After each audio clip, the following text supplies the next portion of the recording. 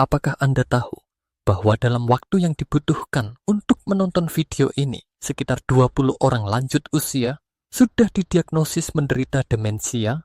Itu artinya setiap 66 detik ada satu lansia yang kehilangan sebagian besar memori, jati diri, dan kemampuan berpikirnya. Angka ini sungguh mengejutkan, bukan? Kebanyakan dari kita percaya bahwa demensia adalah akibat alami depresen dari proses penuaan. Kita sering berpikir, ya wajar saja, makin tua makin pelupa. Tetapi kenyataannya jauh lebih menakutkan.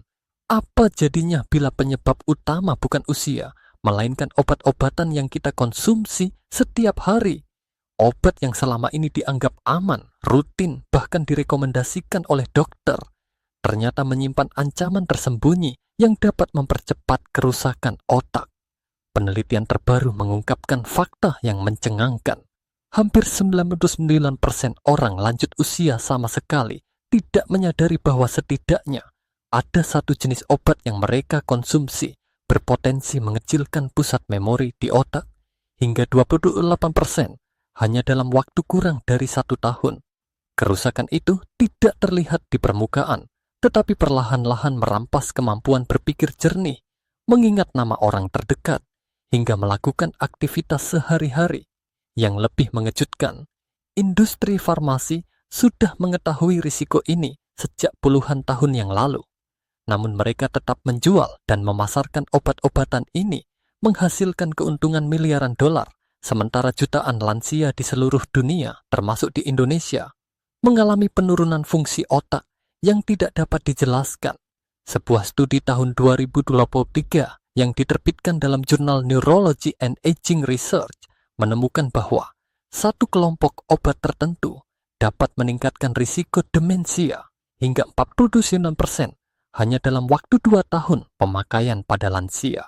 Artinya, dalam jangka waktu singkat, obat yang dianggap penolong justru menjadi perampok memori.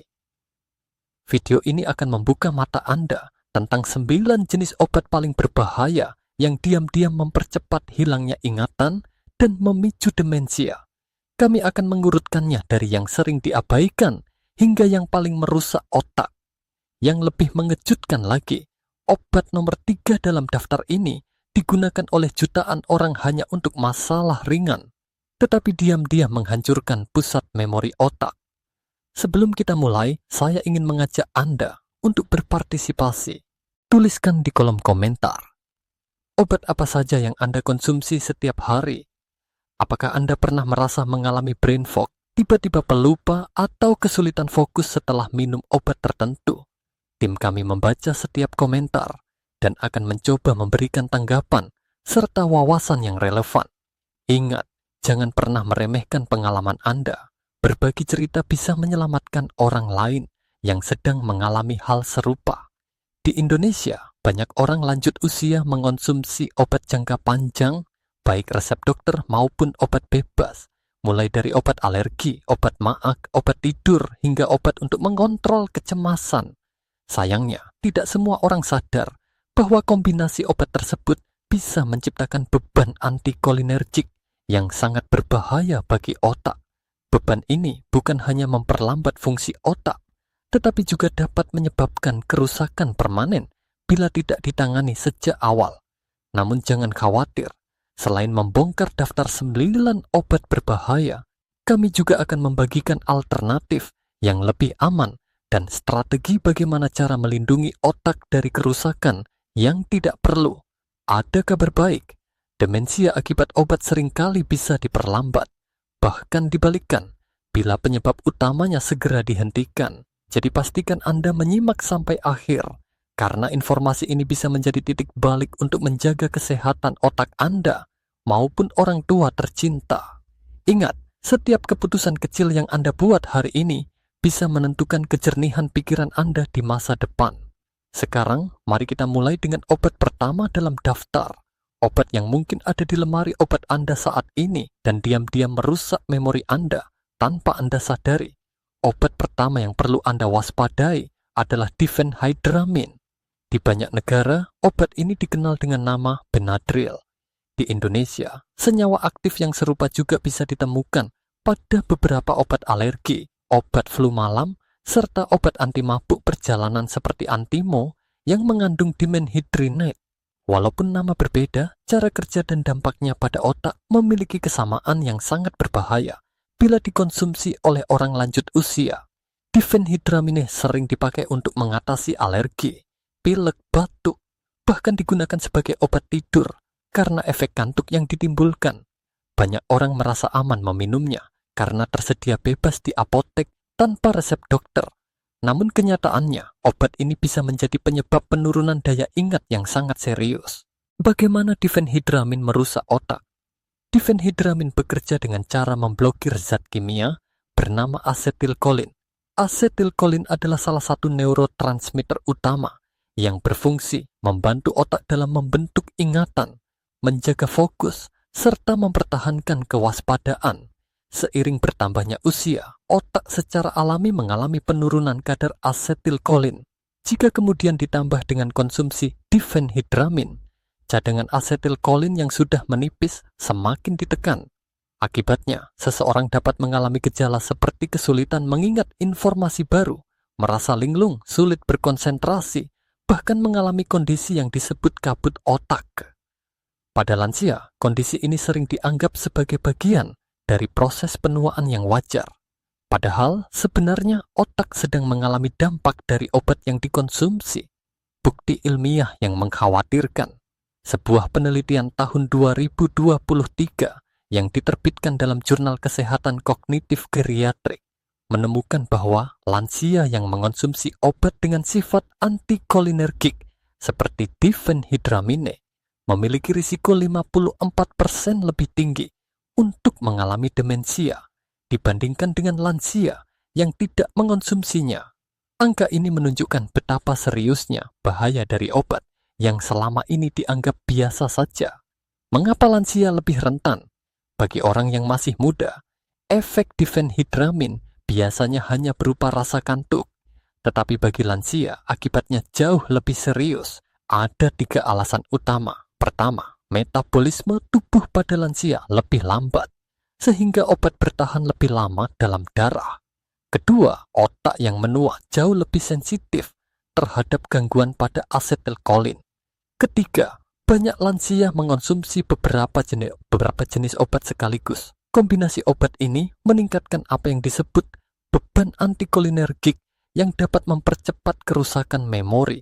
Tidak jarang, lansia yang minum obat ini dalam jangka panjang melaporkan keluhan seperti sering lupa menaruh barang, tidak mampu mengingat janji atau percakapan, atau merasa bingung ketika melakukan aktivitas yang sebelumnya mudah dilakukan.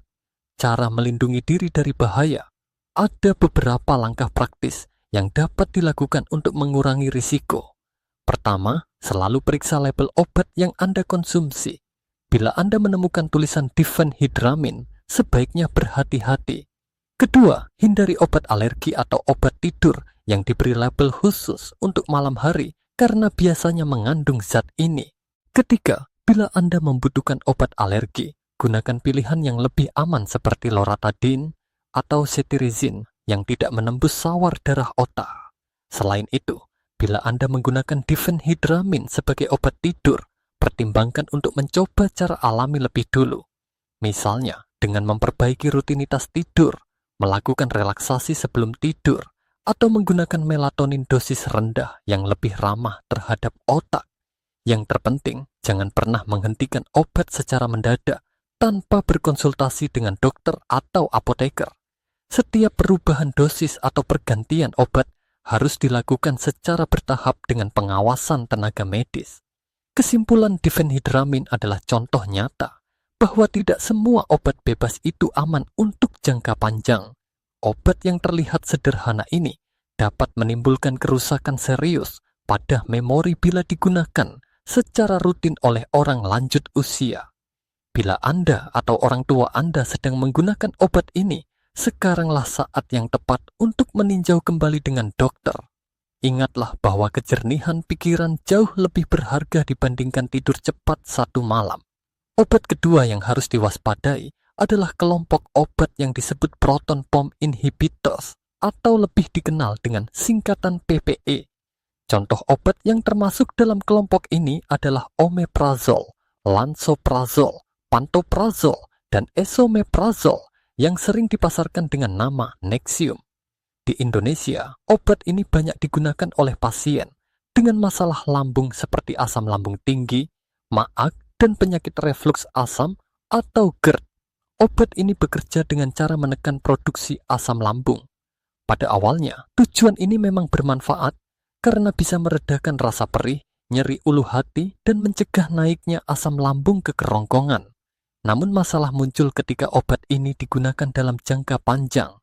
Banyak orang lanjut usia yang mengonsumsi obat ini bertahun-tahun, bahkan puluhan tahun karena gejala kambuh kembali setiap kali berhenti. Bagaimana PPI dapat merusak otak? Asam lambung tidak hanya berfungsi untuk mencerna makanan, tetapi juga berperan penting dalam menyerap vitamin dan mineral yang dibutuhkan tubuh. Ketika asam lambung ditekan terlalu lama, penyerapan vitamin B12, magnesium, dan kalsium menjadi terganggu. Vitamin B12 adalah nutrisi penting yang berperan dalam menjaga kesehatan saraf dan otak. Kekurangan vitamin ini dapat menyebabkan gejala seperti mudah lupa, sulit berkonsentrasi, suasana hati tidak stabil, bahkan kebingungan. Sebuah penelitian besar yang dilakukan pada tahun 2016 dan diterbitkan dalam jurnal JAMA Neurology meneliti lebih dari 73.000 orang berusia 75 tahun ke atas. Hasilnya menunjukkan bahwa pengguna PPI secara rutin memiliki risiko 44% lebih tinggi untuk mengalami demensia dibandingkan mereka yang tidak menggunakannya. Selain menyebabkan kekurangan vitamin, penelitian juga menemukan bahwa penggunaan PPI jangka panjang dapat meningkatkan kadar plak beta amiloid di otak. Plak ini adalah protein beracun yang sering ditemukan pada penderita penyakit Alzheimer. Dengan kata lain, penggunaan PPI terlalu lama tidak hanya memperburuk kekurangan nutrisi, tetapi juga memicu perubahan langsung pada struktur otak yang mempercepat kerusakan kognitif. Mengapa lansia sangat rentan? Pada orang lanjut usia, tubuh sudah lebih sulit menyerap vitamin dan mineral dari makanan. Bila ditambah dengan penggunaan PPI jangka panjang, risiko kekurangan nutrisi menjadi semakin tinggi. Akibatnya, otak tidak mendapatkan bahan bakar yang cukup untuk berfungsi dengan baik. Gejala yang sering muncul antara lain, mudah bingung, sering lupa, sulit fokus, serta gangguan suasana hati seperti depresi ringan atau mudah marah. Masalah ini seringkali tidak disadari karena gejalanya mirip dengan penuaan biasa. Padahal, penyebabnya adalah penggunaan obat lambung yang dianggap aman. Apa yang bisa dilakukan untuk melindungi otak? Ada beberapa langkah praktis yang dapat diambil. Pertama, jangan menggunakan PPI dalam jangka panjang tanpa pengawasan dokter. Kedua, tanyakan kepada dokter apakah dosis bisa diturunkan secara bertahap atau diganti dengan obat yang lebih aman seperti H2 blocker. Contoh H2 blocker yang lebih ringan terhadap otak adalah famotidin yang dikenal dengan nama Pepcid. Selain itu, ada cara alami yang bisa membantu meredakan gejala asam lambung tanpa merusak otak. Salah satunya adalah mengunyah likoris atau akar manis yang sudah diolah sehingga tidak mengandung zat berbahaya. Likoris dapat melapisi dinding lambung dan menenangkan rasa perih tanpa menurunkan fungsi kognitif. Perubahan gaya hidup juga penting. Menghindari makanan pedas, asam, berlemak tinggi, serta tidak berbaring segera setelah makan dapat membantu mengurangi gejala. Minum air putih yang cukup, makan dalam porsi kecil tetapi sering, dan menjaga berat badan ideal juga dapat mengurangi ketergantungan pada obat lambung. Kesimpulan proton pump inhibitors memang dapat memberikan kelegaan cepat pada masalah lambung, tetapi penggunaan jangka panjang justru bisa menjadi ancaman besar bagi kesehatan otak. Kekurangan vitamin B12, penumpukan plak beracun, serta gangguan penyerapan mineral menjadikan obat ini salah satu pemicu tersembunyi dari penurunan daya ingat pada lansia. Jika Anda atau orang tua Anda mengonsumsi obat ini setiap hari, sekarang adalah saat yang tepat untuk berbicara dengan dokter. Ingat, menjaga kesehatan otak tidak kalah penting dibandingkan mengatasi nyeri lambung. Dengan langkah yang tepat, Anda bisa melindungi memori dan kejernihan pikiran untuk tahun-tahun mendatang. Obat berikutnya dalam daftar adalah oksibutinin yang sering dipasarkan dengan nama ditropan. Obat ini banyak diresepkan untuk orang yang mengalami masalah kandung kemih, seperti beser, sering buang air kecil di malam hari, atau inkontinensia urin yang menyebabkan air seni keluar tanpa bisa dikendalikan. Bagi banyak orang lanjut usia, kondisi ini memang sangat mengganggu kualitas hidup. Karena itu, ketika dokter menawarkan obat yang dapat mengurangi frekuensi buang air kecil, banyak pasien merasa lega. Namun, di balik manfaat tersebut, terdapat bahaya besar bagi kesehatan otak. Bagaimana oksibutinin bekerja? Oksibutinin bekerja dengan cara memblokir zat kimia otak bernama asetilkolin. Asetilkolin adalah kunci komunikasi antar sel saraf yang berperan penting dalam pembentukan memori dan kemampuan belajar. Ketika asetilkolin diblokir, sinyal antar sel otak menjadi terhambat. Hasilnya, daya ingat melemah, konsentrasi berkurang, dan otak menjadi lebih lambat dalam memproses informasi. Berbeda dengan beberapa obat antikolinergik lain yang hanya bekerja di luar otak, oksibutinin memiliki kemampuan menembus sawar darah otak dengan sangat mudah. Artinya, dampaknya langsung terasa pada bagian otak yang mengatur memori, khususnya hipokampus. Bukti ilmiah yang mengejutkan, sebuah penelitian besar yang diterbitkan dalam jurnal BMJ pada tahun 2019 menemukan bahwa orang berusia lebih dari 65 tahun yang mengonsumsi obat kuat seperti oksibutinin selama lebih dari 1 tahun memiliki risiko hampir 50% lebih tinggi untuk mengalami demensia dibandingkan mereka yang tidak menggunakannya. Artinya, 1 dari 2 orang yang mengonsumsi obat ini dalam jangka panjang bisa mengalami penurunan daya ingat yang parah. Gejala yang sering disalahartikan. Masalahnya, gejala awal sering tidak dikenali. Banyak pasien yang mulai merasa lebih sering lupa, sulit mengingat percakapan atau kesulitan mengikuti alur pembicaraan. Ada pula yang mengeluhkan suasana hati mudah berubah, merasa bingung, atau kehilangan semangat. Sayangnya, sebagian besar orang menganggap hal ini sebagai bagian dari penuaan alami, padahal sebenarnya otak mereka sedang terpengaruh oleh obat. Tidak jarang, keluarga baru menyadari setelah kondisi semakin parah. Saat pasien semakin sering linglung atau kehilangan kendali emosi, barulah mereka mencari tahu penyebabnya. Pada banyak kasus, kerusakan ini sudah berlangsung lama dan sulit untuk dipulihkan sepenuhnya. Alternatif yang lebih aman. Kabar baiknya, ada pilihan lain yang lebih aman untuk mengatasi masalah kandung kemih. Salah satu obat yang lebih baru adalah mirabegron, yang dipasarkan dengan nama Myrbetriq. Berbeda dengan oksibutinin, obat ini tidak bekerja dengan cara memblokir asetilkolin, sehingga dampaknya terhadap otak jauh lebih kecil. Selain itu, ada pendekatan non-obat yang dapat membantu, seperti melatih otot dasar panggul melalui senam kegel, mengatur jadwal minum, serta mengurangi konsumsi kafein dan alkohol yang dapat memperburuk gejala kandung kemih. Cara-cara sederhana ini dapat memberikan hasil nyata tanpa membahayakan fungsi otak. Kesimpulan oksibutinin mungkin terlihat sebagai solusi praktis untuk masalah kandung kemih, tetapi risikonya terhadap otak sangat besar, terutama bila digunakan dalam jangka panjang oleh orang lanjut usia. Bila Anda atau orang tua Anda sedang mengonsumsi obat ini dan mulai merasakan perubahan pada daya ingat, jangan abaikan. Segera bicarakan dengan dokter tentang kemungkinan beralih ke pilihan lain yang lebih aman. Ingat, kualitas hidup tidak hanya ditentukan oleh kemampuan mengendalikan kandung kemih, tetapi juga oleh kejernihan pikiran dan daya ingat yang tetap terjaga. Lindungi otak Anda sejak dini sebelum kerusakan yang terjadi menjadi permanen.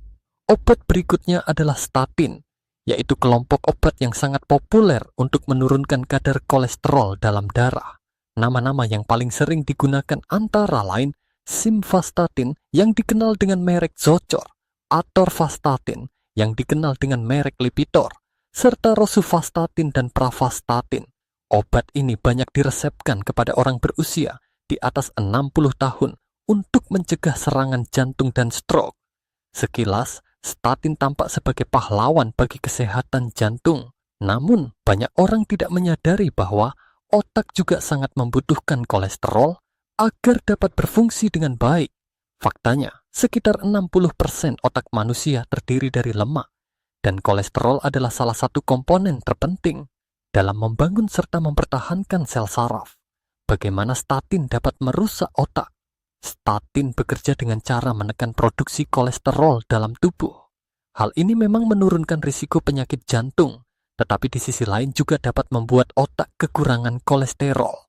Kolesterol dibutuhkan untuk membentuk selubung pelindung saraf yang disebut mielin. Selubung ini berfungsi menjaga agar sinyal listrik antar saraf dapat berjalan dengan lancar. Ketika kolesterol ditekan terlalu rendah, pembentukan mielin terganggu. Akibatnya, sinyal otak menjadi lebih lambat, daya ingat melemah, dan kemampuan berpikir menurun. Beberapa pasien bahkan melaporkan mengalami kehilangan memori mendadak, seperti tidak bisa mengingat nama orang terdekat, lupa arah jalan yang sudah biasa dilewati, atau kesulitan mengikuti percakapan sederhana.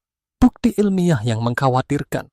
Sebuah penelitian yang diterbitkan pada tahun 2023 dalam jurnal Frontiers in Aging Neuroscience menemukan bahwa orang berusia lebih dari 70 tahun yang mengonsumsi statin selama lebih dari 3 tahun memiliki risiko 26% lebih tinggi mengalami gangguan kognitif ringan dibandingkan mereka yang tidak menggunakannya.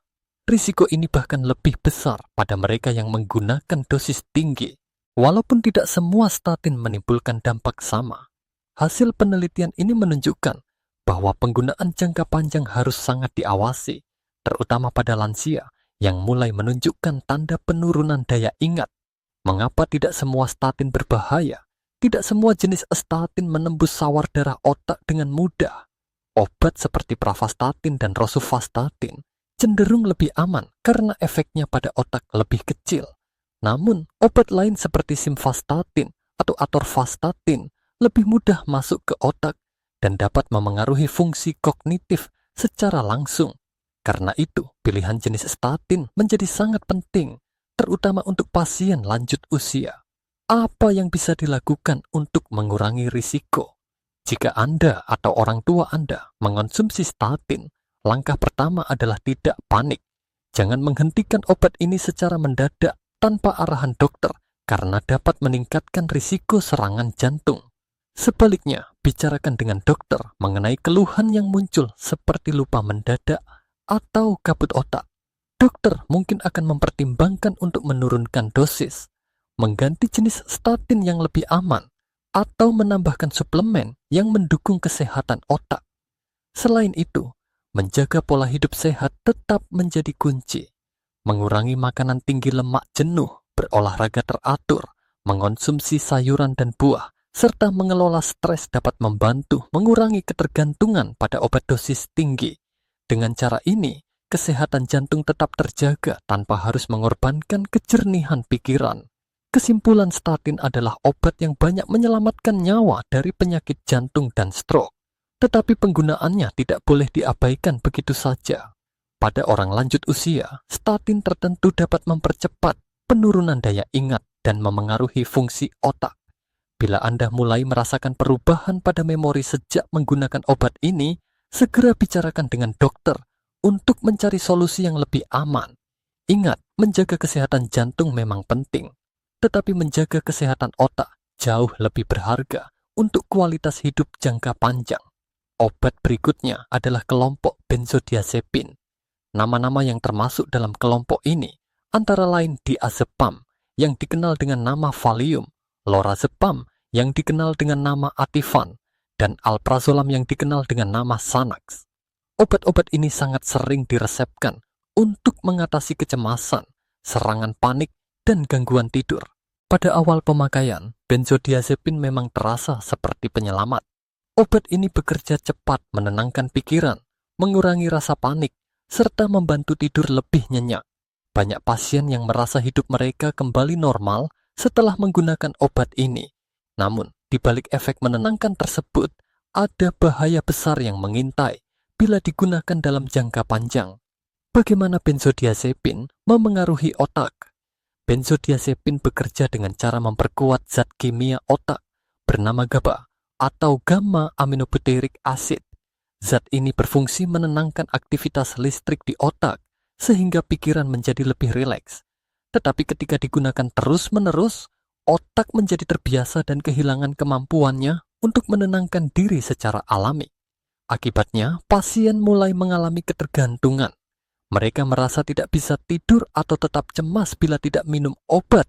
Lebih parah lagi, penggunaan jangka panjang memperlambat aktivitas otak, sehingga kemampuan belajar menurun, daya ingat melemah, dan pikiran menjadi lebih kabur. Bukti ilmiah yang mengejutkan. Sebuah penelitian yang diterbitkan pada tahun 2022 dalam jurnal BMJ meneliti lebih dari 8.000 orang lanjut usia selama 6 tahun. Hasilnya menunjukkan bahwa mereka yang menggunakan benzodiazepin selama lebih dari 3 bulan memiliki risiko 51% lebih tinggi mengalami penyakit Alzheimer dibandingkan mereka yang tidak menggunakannya.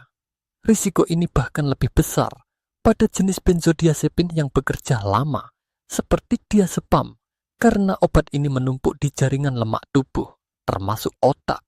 Gejala yang sering muncul. Banyak pasien yang menggunakan obat ini dalam jangka panjang melaporkan merasa hidup dalam kabut, sulit mengingat percakapan, dan merasa tidak lagi menjadi diri mereka sendiri. Beberapa bahkan mengalami perubahan emosi, seperti merasa datar, tidak bersemangat, atau sulit merasakan kebahagiaan. Ketika mencoba berhenti, mereka menghadapi gejala putus obat yang berat, seperti kecemasan parah, sulit tidur, jantung berdebar, hingga tremor.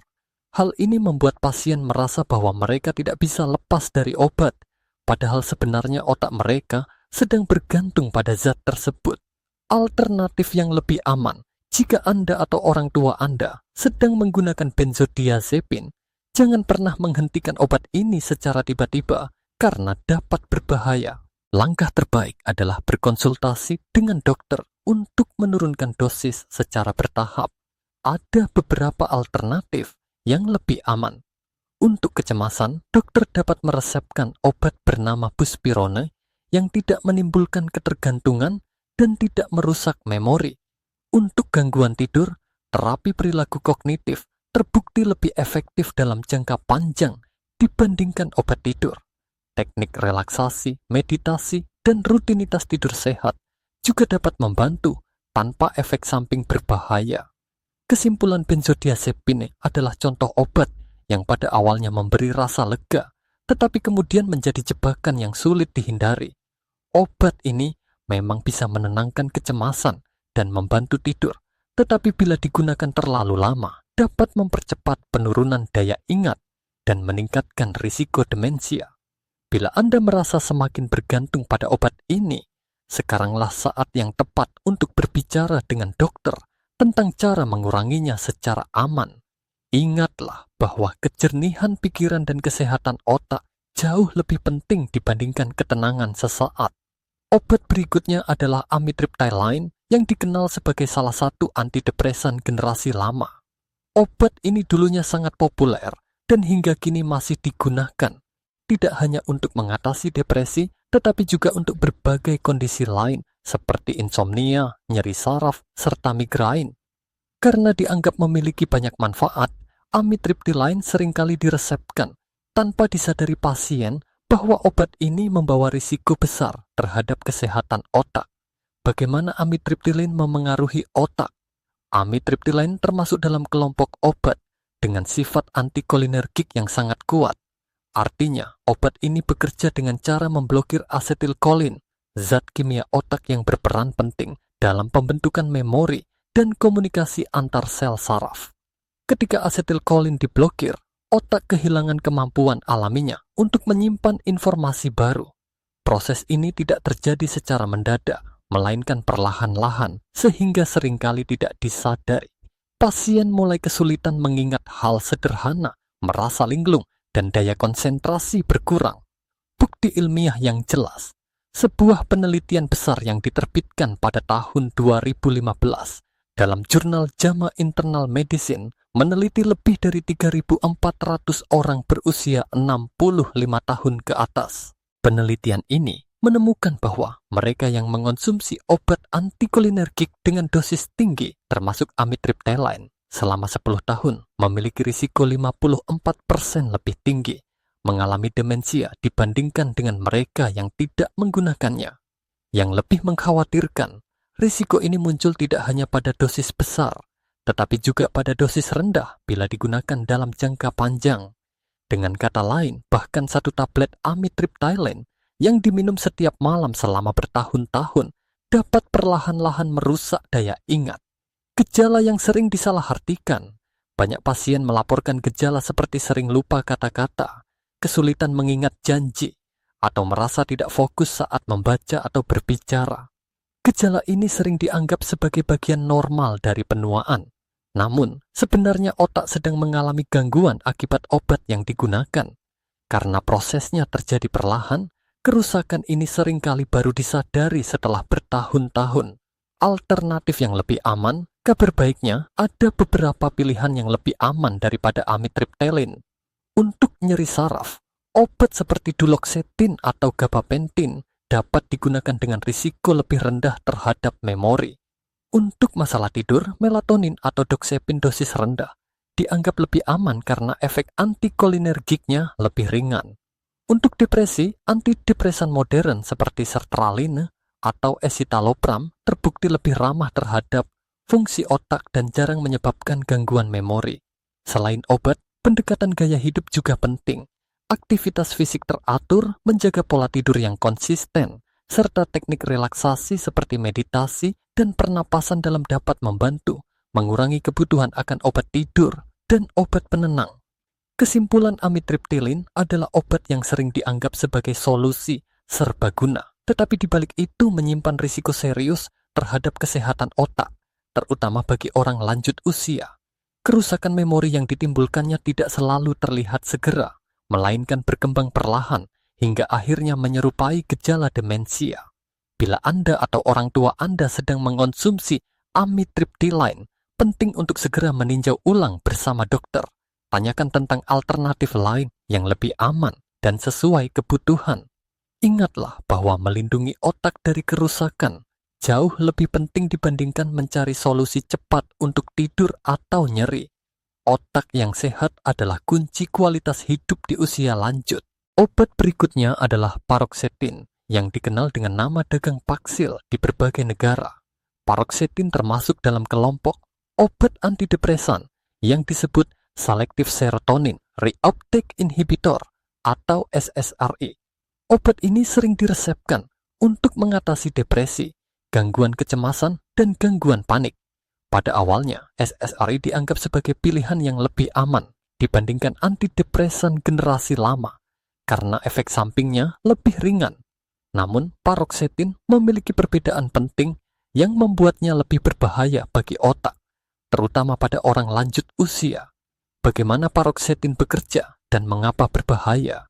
Seperti SSRI lainnya, paroxetine bekerja dengan cara meningkatkan kadar serotonin di otak untuk memperbaiki suasana hati. Namun paroxetine adalah satu-satunya SSRI yang juga memiliki sifat antikolinergik yang cukup kuat. Artinya, selain memengaruhi serotonin, obat ini juga memblokir asetilkolin, zat kimia otak yang penting untuk memori dan perhatian. Akibatnya, meskipun suasana hati pasien mungkin membaik, fungsi kognitif mereka justru menurun. Pasien yang menggunakan paroxetine dalam jangka panjang sering melaporkan kesulitan mengingat, menurunnya daya konsentrasi, serta merasa linglung. Bukti ilmiah.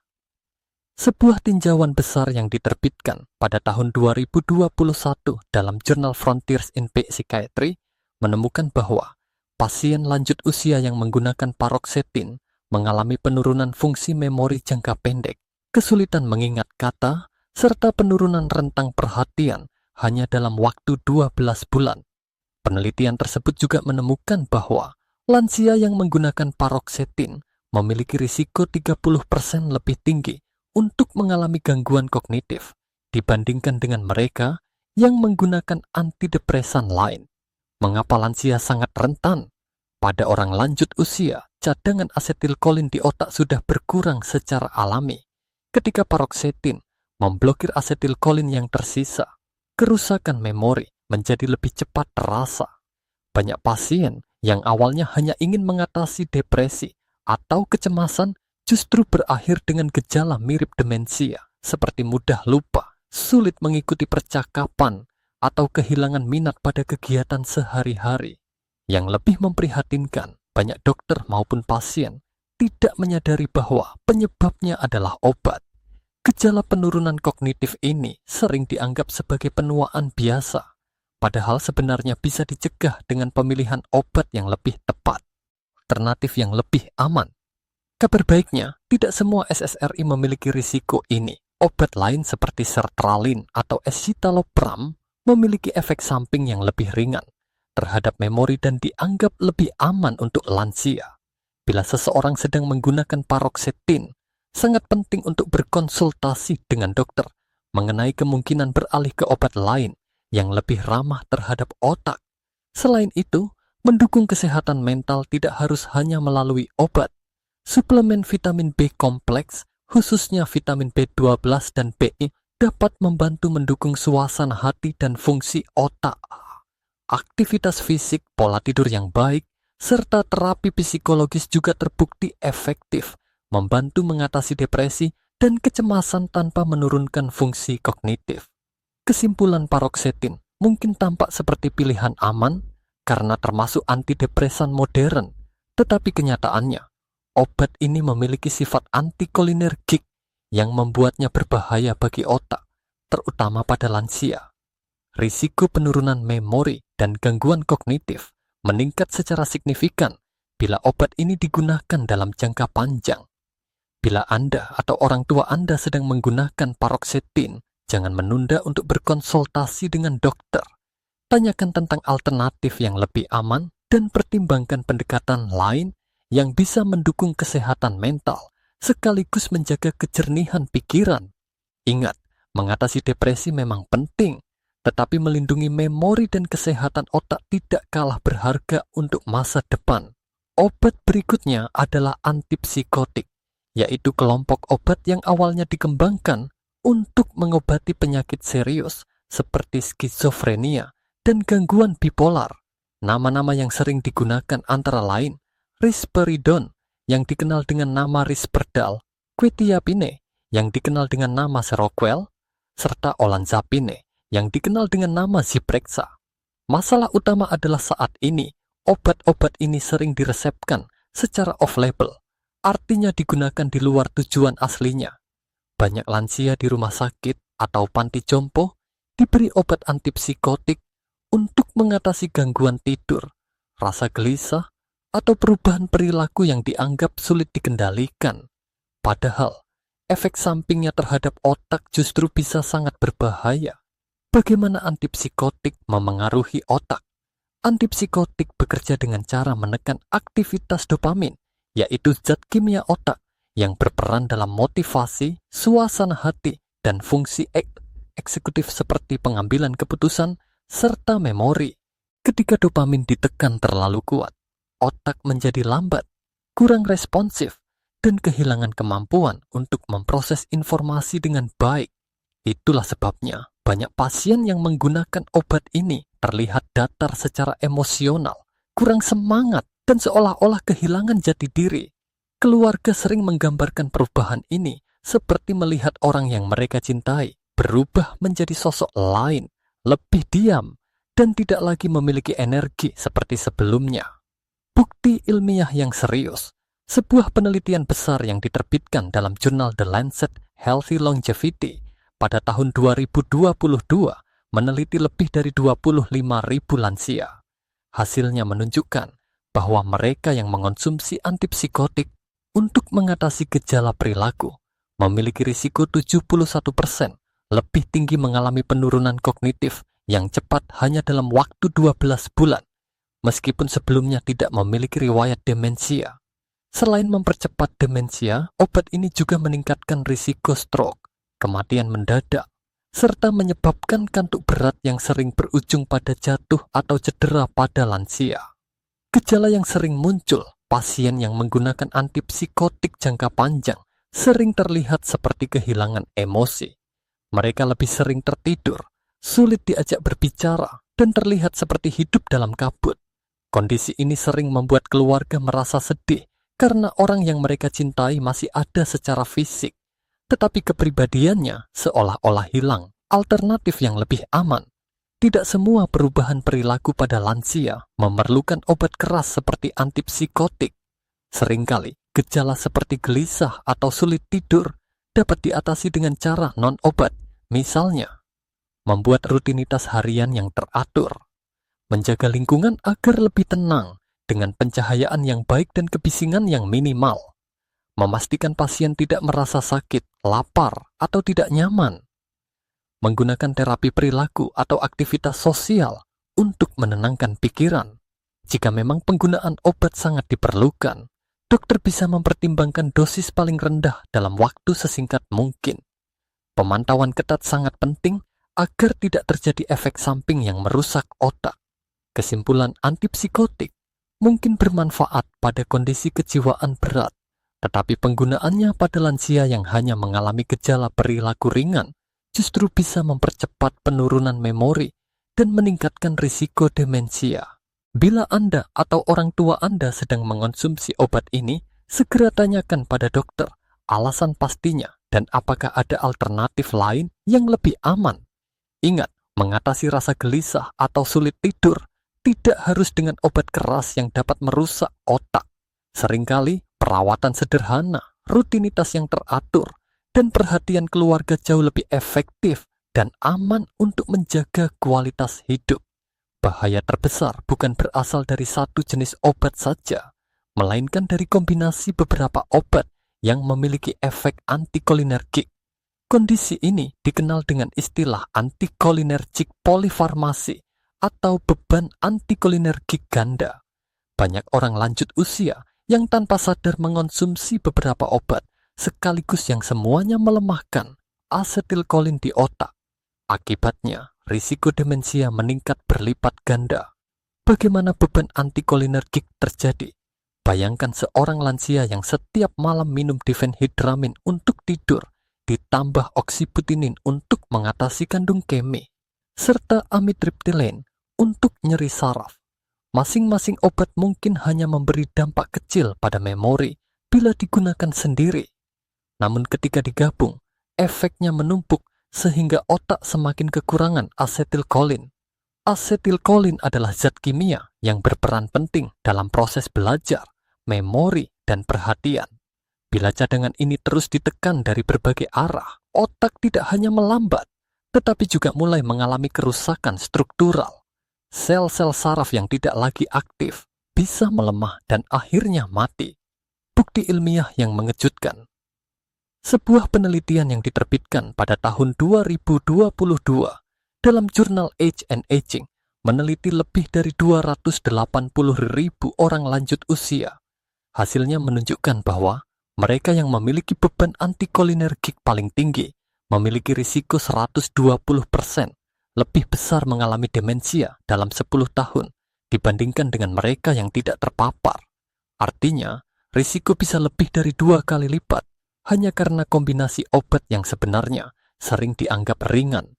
Lebih parah lagi, sebagian besar pasien dan keluarganya tidak pernah diberitahu bahwa obat yang mereka konsumsi dapat saling memperkuat efek buruk terhadap otak.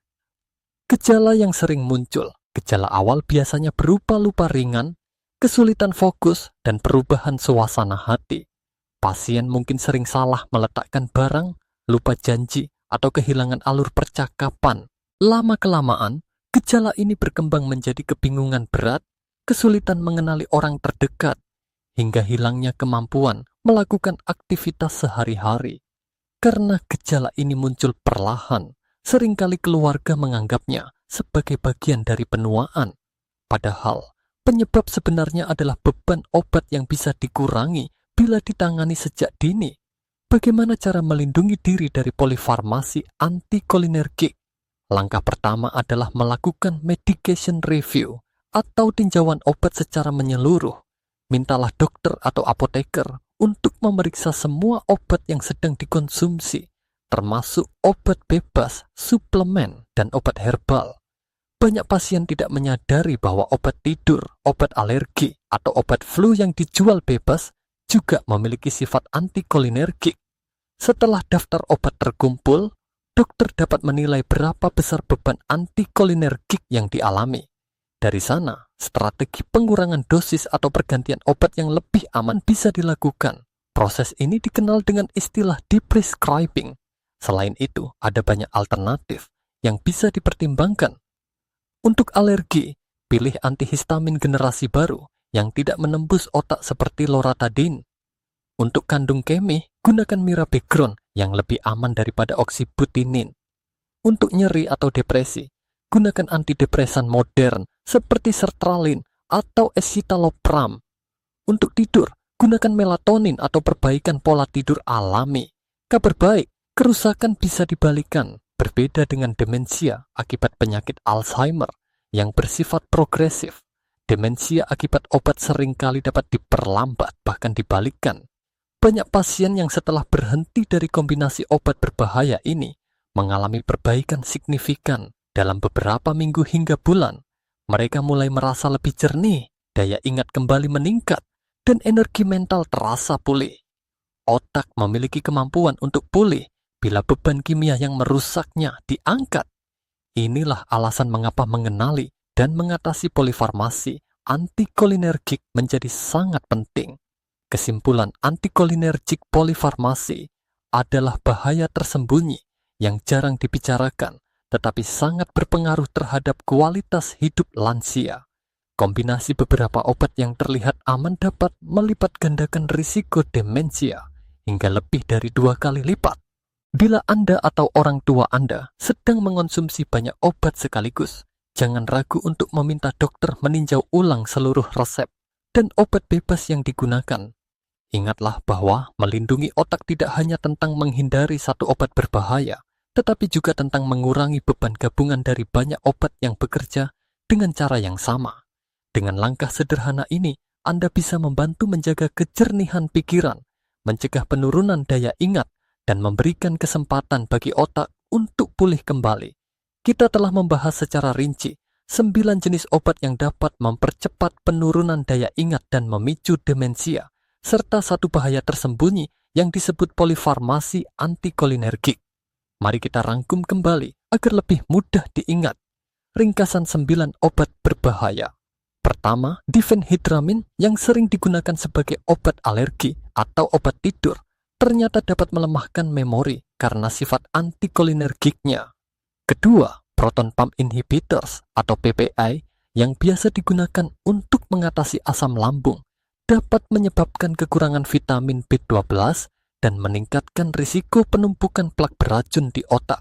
Ketiga, oksibutinin yang digunakan untuk mengatasi masalah kandung kemih dapat langsung memengaruhi hipokampus, pusat memori di otak.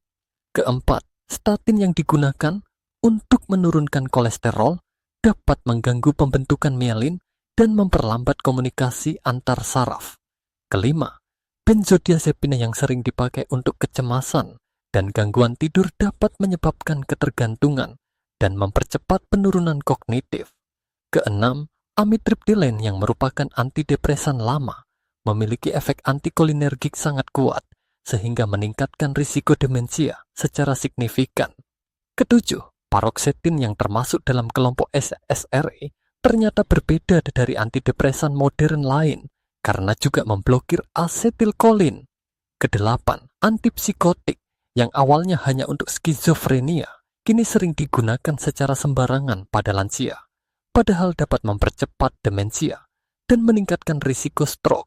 Terakhir, bahaya terbesar adalah polifarmasi antikolinergik, yaitu kondisi ketika seseorang mengonsumsi beberapa obat dengan efek antikolinergik secara bersamaan. Kombinasi ini dapat melipat gandakan risiko demensia hingga 2 kali lipat atau lebih. Pesan utama, demensia akibat obat bisa dicegah dan dibalikkan. Hal yang perlu kita ingat adalah demensia akibat obat berbeda dengan demensia akibat penyakit Alzheimer. Bila penyebabnya adalah obat, kerusakan seringkali bisa diperlambat, bahkan dibalikkan. Banyak pasien yang setelah menghentikan atau mengganti obat berbahaya mengalami pemulihan. Dalam waktu beberapa minggu atau bulan, mereka kembali merasa lebih jernih, lebih fokus, dan mampu mengingat dengan baik. Otak memiliki kemampuan pulih yang luar biasa, tetapi hanya bila kita berhenti memberikan beban kimia yang merusaknya. Karena itu, langkah pertama adalah menyadari bahwa tidak semua obat aman bagi lansia. Obat yang tampak sederhana, seperti obat alergi atau obat lambung, bisa membawa dampak besar pada memori. Apa yang harus dilakukan sekarang? Pertama, lakukan peninjauan obat secara menyeluruh.